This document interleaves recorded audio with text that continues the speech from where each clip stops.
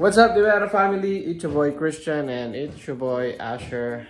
So yeah, for today's video guys, bad news and good news. So, ang bad news, nasa hospital si Kuya Gray ngayon, doon kami magpapasko. Or, pag nawala yung lagnat niya, papawin kami ng doktor for few hours and then babalik. So si Aling Huling and si Grayson ngayon ay nasa hospital and kaka-ready lang namin. So niready ko na rin yung mga gamit namin for Christmas Eve. Sana, hopefully na payagan siyang lumabas pag nawala yung fever niya for few hours and then makabalik para lang maka-spend kami ng time sa, syempre, sa family ni Jules and sa family ko rin. So, bali yun yung bad news natin ngayon dahil nasa hospital si Kuya Gray. First time natin na mag-spend dun sa hospital na sasalubungin yung Pasko. So, bali ang story niyan, nung 22 ng gabi, nagkaroon ng fever si Grayson dahil nga sa kanyang procedure na ginawa nung ika-29 days ng kanyang treatment, no chemo, tas yung binone extract siya. So, after like 2 days siya na masakit yung katawan hanggang ngayon. And yun nga, walang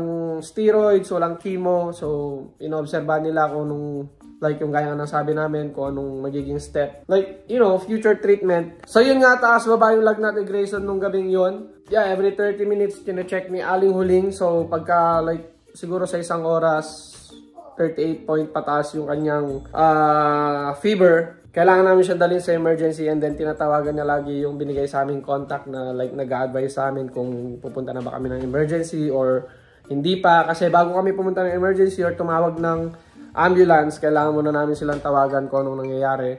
And, pero yun nga, pag 38.8 na yung fever niya, wala nang tanong-tanong, punta kami kagad sa emergency. So, yun, pumunta kami ng emergency noong 22 ng gabi.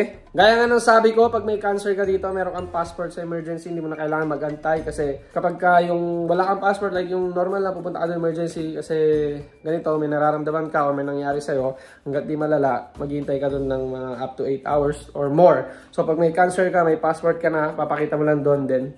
Diretso ka sa loob. So, nag-blood work si Grayson ng gabing yon. And then, 3:30 rin ng madaling araw, pinauwi rin sila. Mga 3 oras lang silang nagstay ng hospital. Hanggang sa naging okay naman si Grayson. Good mood siya maghapon, madaldal siya. And then, kagabi na naman, madaling araw, tumawag yung hospital, yung doctor. Lumabas na daw yung result nung kanyang blood work. Kaya bakit siya nilalagnat? So, ang resulta is, merong bacteria yung kanyang dugo. So, kailangan namin siyang dalhin ASAP sa emergency. So, pagdating nila doon kagabi ni Aling Huling, dapat iatid ko sila. Kaso, gigisingin pa natin yung maliit na yon para lang iatid sila. So, sabi ni Aling Huling, siya na lang daw, silang dalawa na. So, tinulungan ko lang silang mag-ready. And yun, ang problema pa doon, hindi nila ma-access yung port ni Grayson dito. Like yung surgery niya, kung saan nilalagay, kung saan na ginagawa yung chemo niya, kung saan magba-blood work. So, wala silang makuha ang dugo noon. Kaya tinusok na naman si Grayson sa kanyang kamay. So, naka-IV siya ngayon. So, isa pa yon, namamaga yung kanyang chest dahil nga doon sa ilang beses nilang trinay na ipoke yung kanyang port dito. So, ready na yung mga damit namin for Christmas Eve and for tomorrow. So, bali ang good news naman guys, nakita ng doktor kung ano yung meron sa dugo ni Grayson. Dahil yun din, nagpapasalamat din kami kasi kung hindi namin siya pinunta sa emergency, hindi nag-blood work, hindi namin malalaman. So, yeah, thank you na rin dahil kahit mag-spend ng Christmas si Grayson sa hospital ngayon, at least safe siya. So, samahan nyo kami sa video na to. Tingnan natin kung makakalabas tayo ngayon or bukas na. Kasi biglaan din, hindi rin natin alam kung anong gagawin. Yung mga regalo rin na ibibigay namin, hindi pa namin nabibigay. May hindi pa nabalot na regalo. So, yeah, focus muna tayo kay Grayson ngayon and yun. Kaya naman, samahan nyo na kami, pupunta tayo ng hospital ngayon. Kamustahin natin si Kuya Gray. Dahil kanina nang tumawag kami, tawa siya ng tawa. So, I guess good mood siya. So, andito na tayo sa hospital and ito na si Kuya Gray.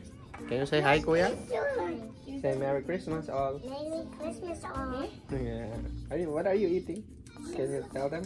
Robots. It's not robots. What kind of chips? Is it Pringles? Cheesy? Wow. And what's this? You have lots of food, huh? Wow. And this? Raspberry. Raspberries. How are you, Kuya? Good. You good? Say, I'm just gonna eat, guys. I'm just gonna eat, guys. Close my eyes. And here's our makulit boy. Nakain na naman niya yung tira-tira ng kuya niya. Oh, loko-loko yan. Hey! And yeah, aling-huling nyo, stress.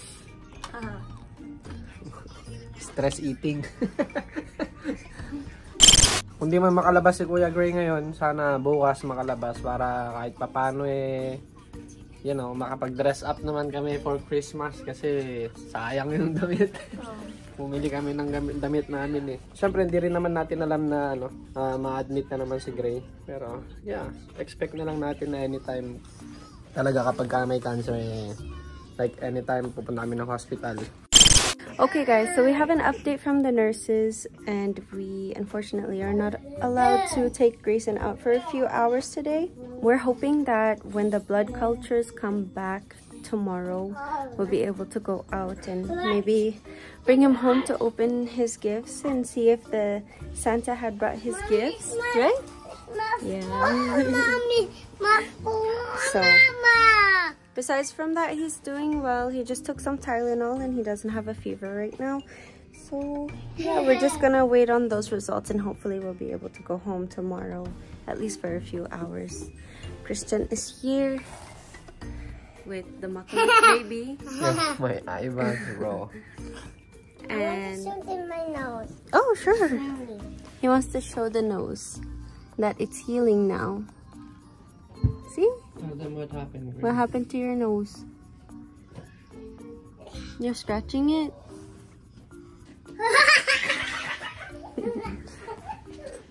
That guy is trouble. Look what he did to my bed. Ay. So yeah. So Christian is gonna go to Mama's house to celebrate with them and get us some food and gifts. No, we're bringing our gifts over there. Look at this guy. And then I think someone's gonna be dropping off some food for us later, right? So they're just gonna go home and get ready and then be on their way to Mama's house and then bring us some food. So just want to say Merry Christmas to everyone. Yeah. Merry Christmas. You say Merry Christmas. Oh, no. Okay. And we're going to decorate some cookies for Santa over here while they're gone. Christian is going to vlog over at Mama's house. So you guys will see all the food and activities. So, bye from us. So ayan guys, ready na kami. Dalawa ni Kalbo. Pupunta kami kila Mama, sasaglit lang doon. And dadalhin din yung mga regalo nila. So, malaking gift bag yan. Pero nandyan na lahat ng regalo nila. And yung ibang regalo nila, yung mga regalo namin sa isa't isa, siniwa muna namin dito. Pero yun, let's try to enjoy. And syempre, sobrang nakakapanibago dahil hindi natin kasama si Aling Huling at si Grayson. Pero yun nga. Say hi to the vlog. Hi vlog. Say hi vlog. Say hi vlog. Whoa. I want to open one. No, we said. Who gave you that? Who gave you that? Who is it from? No. Who is it from? Santa? Did you see Santa? I want to open more this please. No.